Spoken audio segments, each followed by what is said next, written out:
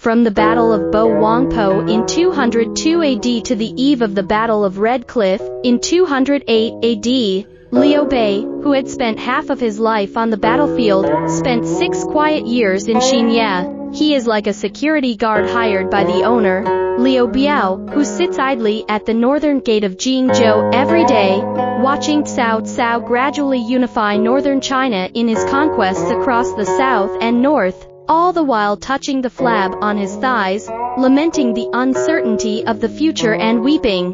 Liu Biao, the governor of Jingzhou, was a descendant of the clan of the Western Han Dynasty and a famous scholar. Although he had no intention of making progress, he was very tolerant of the scholarly families and the people. At the end of the Han Dynasty, when the Central Plains were in turmoil, many scholars went south to Jingzhou to seek refuge. Liu Biao not only generously supported them, but also set up school officials to encourage them to set up schools and study Confucian classics. Jingzhou had a strong learning style and a large number of famous scholars, which presented a flourishing situation that had never been seen in the south before. Liu Bei understood that if he wanted to build a successful career, he had to get famous scholars with wisdom and reputation to assist him, so as to gain the support of the local scholarly group. So he began to go around to visit the wise and capable talents. In those days, people interacted with each other depending on their status and position. Local powerful families were often associated with court officials, and those who farmed the land knew most of those who sold pork. In Jingzhou, there was also an invisible circle of friends among the famous scholars, and Sima Hui, whom Liu Bei first befriended, was a member of the circle. Sima Hui, with the courtesy name of Dirt Cao, was a famous scholar from Yingchuan, whose art name was Mr. Shui Jing. At that time, in order to avoid the war, he lived in Xiangyang, the capital of Jingzhou. Sima Hui was fond of making friends, and had the reputation of knowing people. His close friends included Xu Shu and So Tao, who were also famous scholars in Yingchuan, Meng Jian, who was famous in Runan, Sui Jun, who was a famous scholar in Boling, Han Song, who was famous in Yiyang, and Pang Dergong, who was a local famous scholar in Xiangyang. As for the Nanyang famous scholars, the royal member Liu Yi, and the Xiangyang famous scholar Xiang Lang, were both students of Sima Hui. Many of Sima Hui's close friends did not like Liu Biao's character of only advocating learning, not asking about current affairs, and not thinking of making progress. Thus they chose to live in seclusion and not come out to be an official. They hoped to find a person who had the ability to act as their political representative to realize their ideals, which they could not realize in Liu Biao.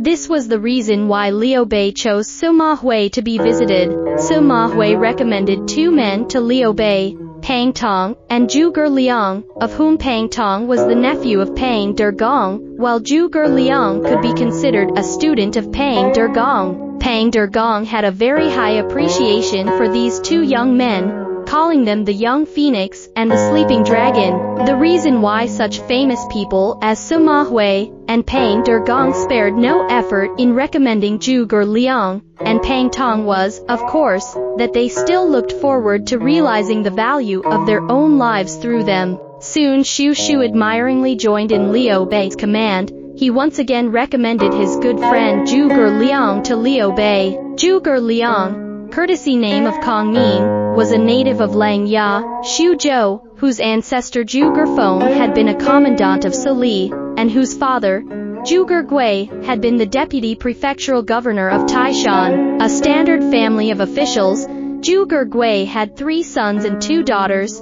Zhuge Jin, the eldest son, Zhuge Liang, the second son, and Zhuge Jun, the youngest son. In 189 AD, Zhuge Gui fell ill and died, so the 3 Zhuge Liang brothers, as well as their 2 sisters who had not yet married, were all raised by their father's cousin Zhuge Xuan. In that year, Zhuge Jin was 15 years old, and Zhuge Liang was only 8 years old. In 195 AD, when Cao Cao's eastward campaign against Tao Qian led to a massacre in Xuzhou. Zhuge Liang fled with his family to the area of Lujiang for refuge. Zhuge Liang had previously served as an official under Liu Biao. Their friendship was very deep. So Liu Biao promoted Zhuge Liang to be the governor of Yuzhong, but the good times didn't last long. Zhuge Liang was soon replaced by a new governor appointed by the imperial court.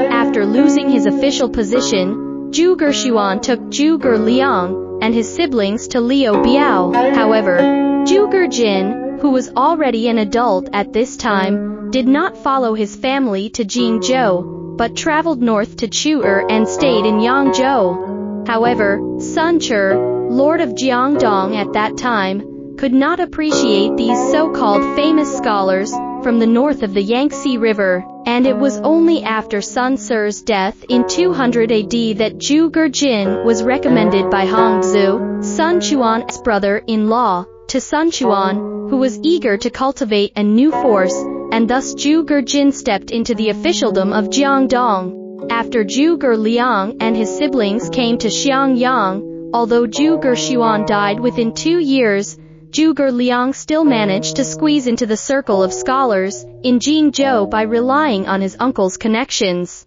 Zhuge Liang's eldest sister married Kuai Qi. The family of Kuai in Nanyang was the leading prestigious family in Jingzhou. Kuai Yue and Kuai Liang are both high officials under Liu Biao, the representative of the Jingzhou scholars. Zhuge Liang's second sister, on the other hand, was married to Pang Degong's son, Pang Shanmin, and Pang Tong was Pang Degong's nephew, so Pang Tong, who was regarded as the champion of the Jingzhou scholars, was also related to Zhuge Liang. Pang Tong's younger brother, Pang Lin, married Shi Zhen's sister, and the Shi family was also a prestigious family in Jingzhou, known as a wealthy clan. Generations of powerful people in the township, very rich. Shi Zhen's status in Jingzhou scholar circle, slightly after Pang Tong, also ranked before Ma Liang, great fame. Therefore, Zhuge Liang and the Shi family are also connected. Zhuge Liang's father-in-law, Huang Chengyan, was himself a famous scholar of Jingzhou, and Zhuge Liang's mother-in-law, Huang Chengyan's wife, was Chai Mao's eldest sister. The Chai family of Xiangyang was likewise a top-ranking family in Jingzhou, and thus Zhuge Liang was also related to the Chai family. Chai Mao was Zhuge Liang's wife's uncle, and Chai Mao's second elder sister was the Lady Chai, Liu Biao's wife and Liu Chong's mother. Therefore Zhuge Liang's family relationship with Liu Biao was also very close, and he had to call Liu Biao uncle when they met, and was cousins with Liu Qi and Liu Chong. From 197 AD after the death of Zhuge Xuan to 207 AD, Zhuge Liang has been in Longzhou, living in seclusion for 10 years, did not go out as an official, but by virtue of the intertwined family relations and his own talent to be able to spread his reputation far and wide in the circle of famous scholars in Jingzhou. Therefore, Liu Bei's 3 visits were not really condescending, and if he could invite this sleeping dragon to come out, it would greatly benefit his future career in Jingzhou. The year was the winter of 207 AD, and Cao Cao was still on his way back from Liucheng. Coincidentally, a few months later, Sima Yi, a famous scholar from Hernay, who is only 2 years younger than Zhuge Liang, with the same intertwined family connections, was recruited by Cao Cao, thus formally stepping into the official arena. These 2 heroic figures of the late Three Kingdoms period, basically at the same time, said goodbye to the life of solitude, and each stepped onto the bewildering road ahead of their hearts to serve the entire world.